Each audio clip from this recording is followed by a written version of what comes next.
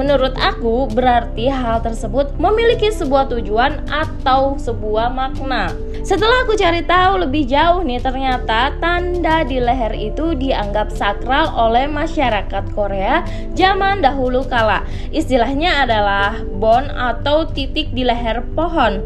Dalam aksara tradisional Korea itu bisa diartikan sebagai berikut. Assalamualaikum Cinggu. Hai guys, balik lagi di Zerum TV. Gimana kabar kalian? Sehat-sehat selalu kan? Kali ini sesuai request teman-teman, aku akan bahas drama baru Under the Queen's Umbrella. Ya sebenarnya sih nggak baru-baru juga ya, udah sekitar 6 episode lah ya. Sebenarnya udah lama banget aku pengen bahas ini, tapi karena kemarin aku sakit, jadi aku nggak jadi bahas ini. Karena menurut aku drama ini tuh bikin gregetan setiap episodenya. Mungkin karena drama ini membahas tentang perjuangan seorang ibu demi melindungi anak-anaknya dari ancaman orang-orang jahat yang mengincar tahta kerajaan.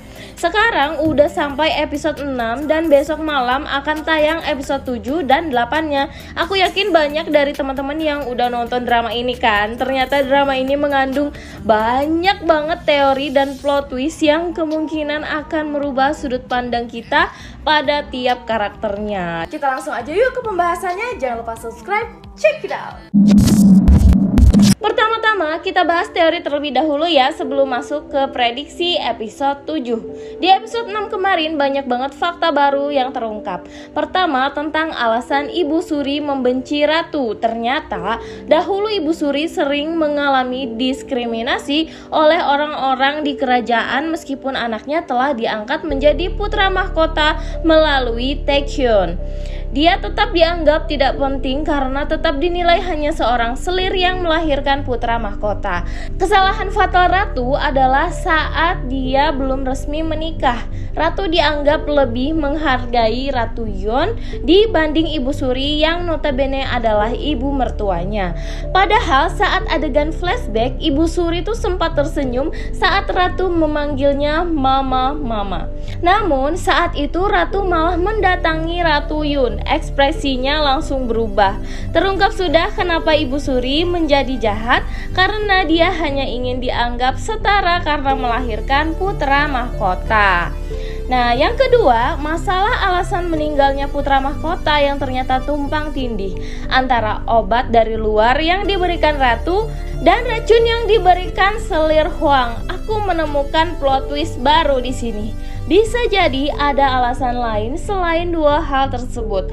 Dikatakan bahwa selir Hwang yakin racun yang diberikan masih dalam dosis sedikit dan tidak akan membahayakan putra mahkota. Melihat anak putra mahkota mendapatkan bekas tusukan-tusukan jarum dari pengasuhnya di akhir episode 6, aku mulai berpikiran ada kemungkinan meninggalnya putra mahkota dikarenakan jarum akupuntur yang diracuni. Istilahnya adalah jarum darah. Terus siapa pelopornya? Bisa jadi ayah dari selir Hwang sendiri yang sangat ingin melengsarkan putra mahkota. Hal ini bisa jadi sebuah masalah besar untuk Ratu yang bisa jadi kambing hitam atau malah bisa menyingkirkan orang-orang jahat yang bersembunyi di dalam istana. Sekarang tentang Pangeran Songnam. Banyak sekali teori-teori tentang rahasia di balik kelahiran Pangeran Songnam. Aku pribadi merasa hal ini juga masih menyimpan banyak misteri sih. Aku menemukan teori yang sangat menarik yang menurut aku masuk akal tentang Pangeran Songnam. Dari awal, aku yakin orang yang paling layak menggantikan posisi putra mahkota adalah Pangeran Songnam karena dia orang yang tidak kenal takut saat membela keadilan. Meskipun dicap sebagai berandal atau dihukum, yang jelas buat dia kebenaran dan keadilan adalah nomor satu. Di episode kemarin ditunjukkan bahwa tai lalat di leher Pangeran Songnam adalah ciri khas yang dianggap menarik bagi orang lain. Pada saat putri dari Panglima Perang meminta menggambarkan lukisan Pangeran Songnam, dia menekankan untuk menggambar titik hitam tersebut. Ternyata tai lalat tersebut adalah properti syuting karena pemeran aslinya ini tidak memiliki tai lalat di leher. Menurut aku berarti hal tersebut memiliki sebuah tujuan atau sebuah makna. Setelah aku cari tahu lebih jauh nih, ternyata tanda di leher itu dianggap sakral oleh masyarakat Korea zaman dahulu kala. Istilahnya ada adalah bon atau titik di leher pohon. Dalam aksara tradisional Korea itu bisa diartikan sebagai berikut. Yang pertama, landasan untuk membangun atau memelihara suatu negara. Yang kedua, bisa jadi itu pertanda putra raja pewaris tahta dalam dinasti bersejarah.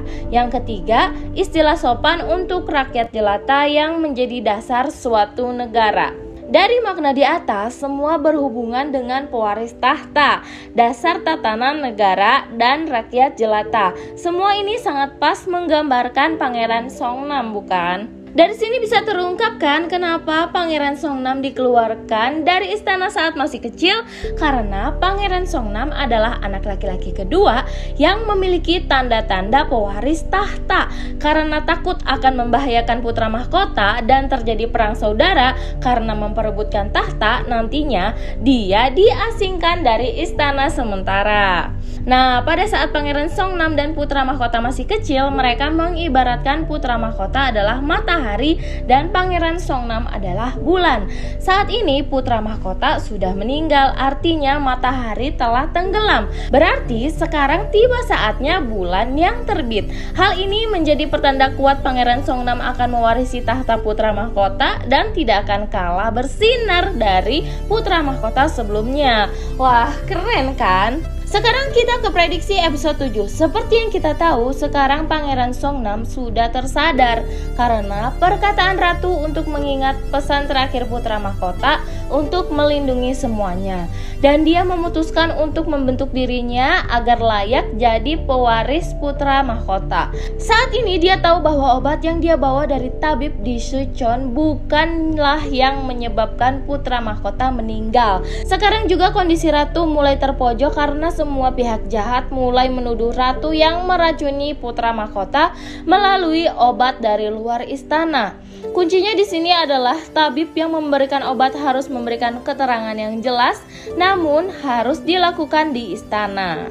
Di preview kita bisa lihat kalau raja seperti menghadang Pangeran Songnam di hutan bambu. Sepertinya raja mengetahui bahwa Pangeran Songnam berhubungan dengan obat dari luar yang diberikan oleh ratu. Di sana pun sepertinya Pangeran Songnam akan menjelaskan semuanya pada raja. Raja pun mengatakan kalau Pangeran Songnam tidak bisa membuktikan bahwa obat luar tersebut bukan penyebab putra mahkota terbunuh. Bisa-bisa dia yang akan terbunuh.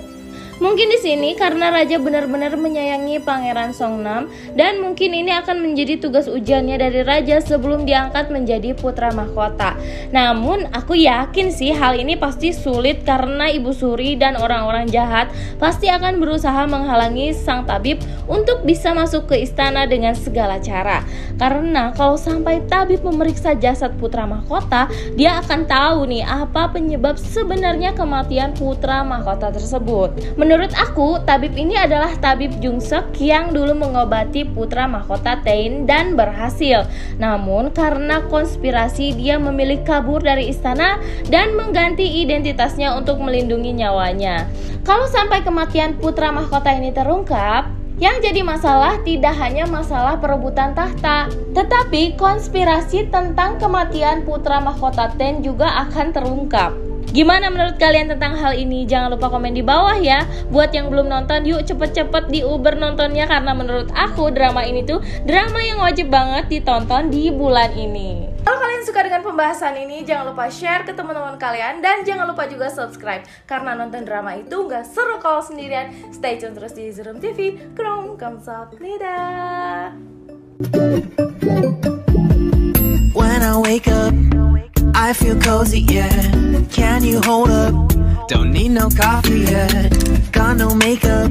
How do you look so fine? Bust up, bust up. How did I make you mine? Stay a minute.